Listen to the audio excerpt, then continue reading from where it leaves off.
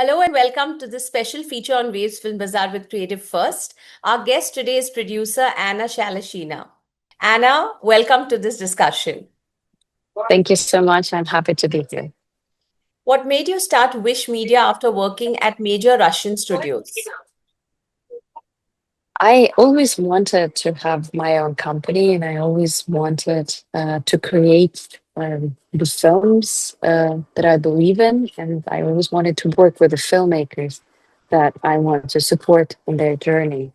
That's why after, I think, 8 or 9 years, I think I had enough experience, enough strength in myself to actually start doing something on my own. And it was just a very, so to say, logical decision in my way. You have a great body of work, Anna. And how did being part of the European audiovisual entrepreneurs shape your approach to producing? I did EAVA program in 2012 and 2014. That was a 2-year program designed specifically for Russia and CIS countries. And I still believe that this was one of the best life experience and work experience um, that I had.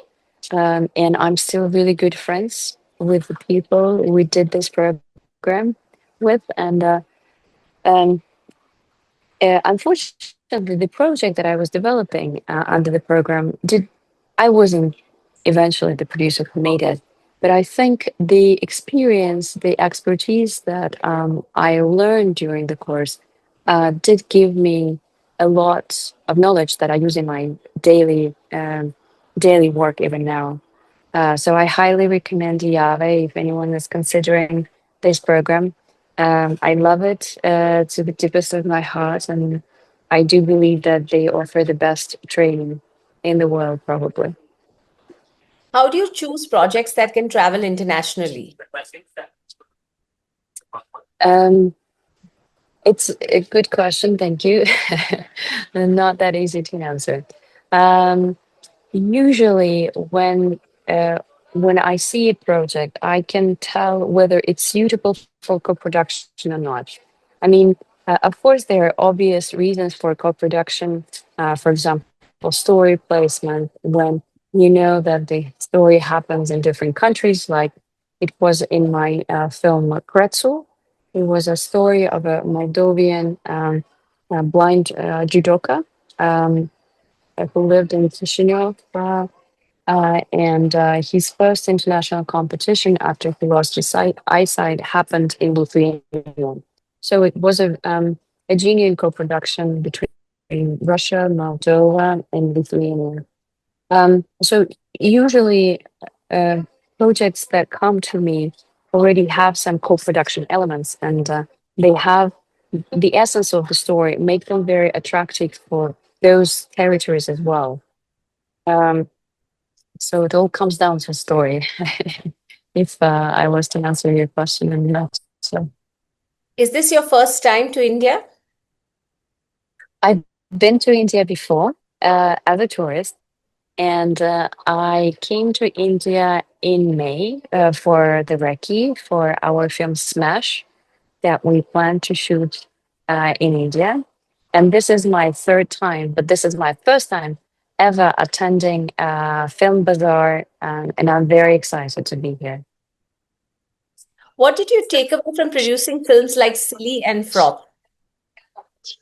Um, Thank you for the question. These are very different projects. Silly was my first international co-production. It was a Russian, French, Israeli, Italian co-production, and I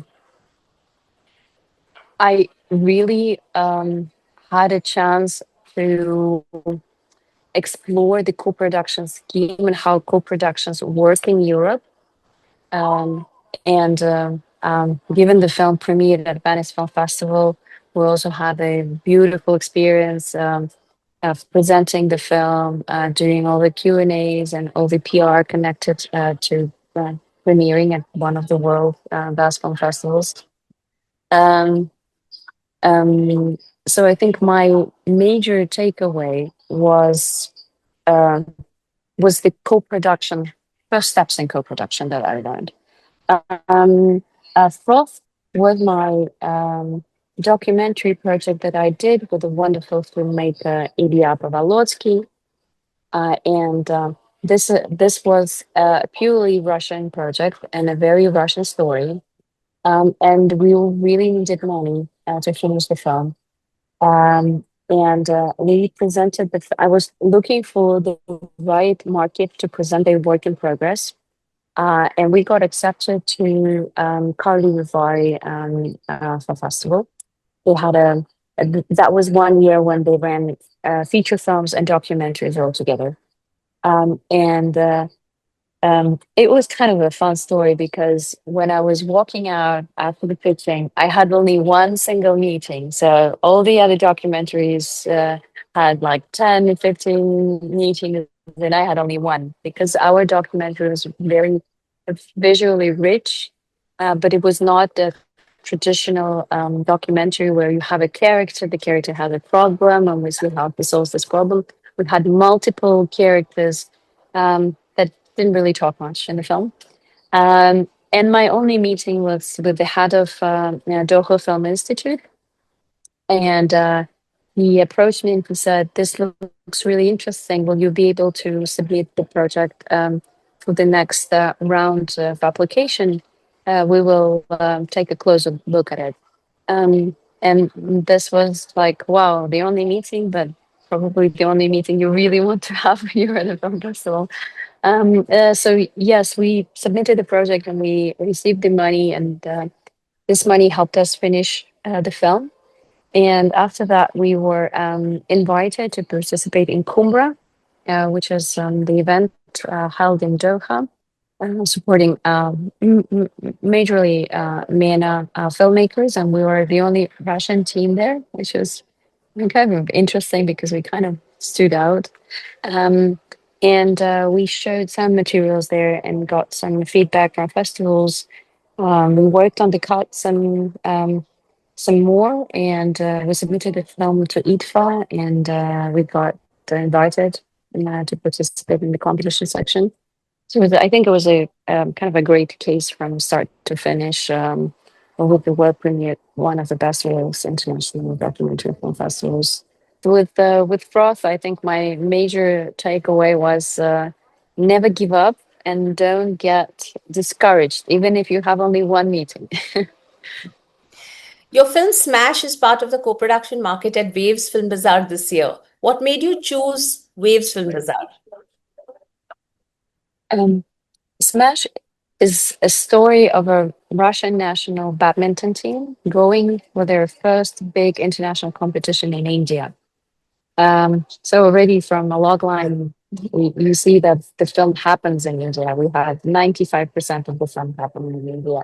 And the transformation that all the characters go through actually does happen in India. And we have Indian characters. So it's a genuine co-production. And I mean, what could be better than being part of Wave's co-production market?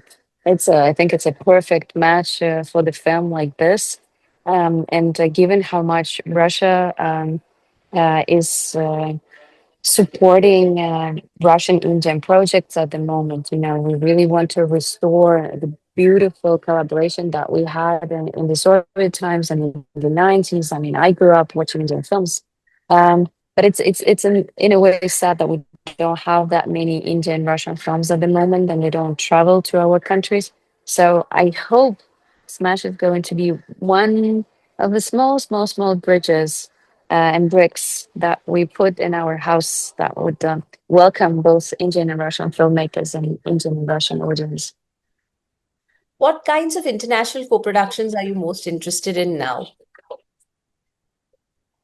I'm most interested in genuine co-production. You know, when you really, uh, when you really know that the project needs a co-production, because it's of course it's complicated to make a film in a co-production. It requires much more effort, paperwork, negotiations, but at the same time, I think it adds so much value to the film.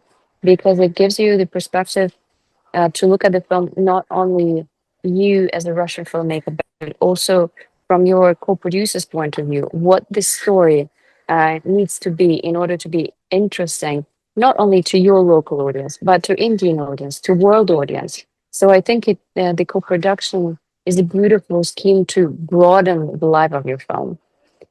Um, What do you look for when meeting filmmakers at markets such as Waves Film Bazaar? I'm looking for filmmakers who want to collaborate with Russia and who are interested in Smash as well.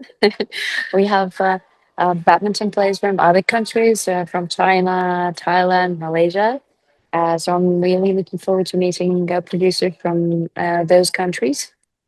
And I'm also looking forward to um, getting just, people's connection, just to meet someone who is really interested in collaboration, creating films together, maybe shooting in Russia as well, because Russia obviously as a shooting location has a lot to offer.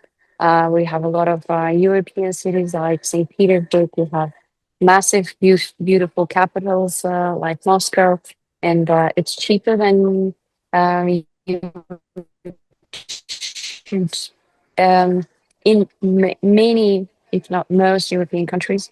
And Moscow also started giving rebates. It's 30%, and it can go up to 45% on if you show Moscow as Moscow.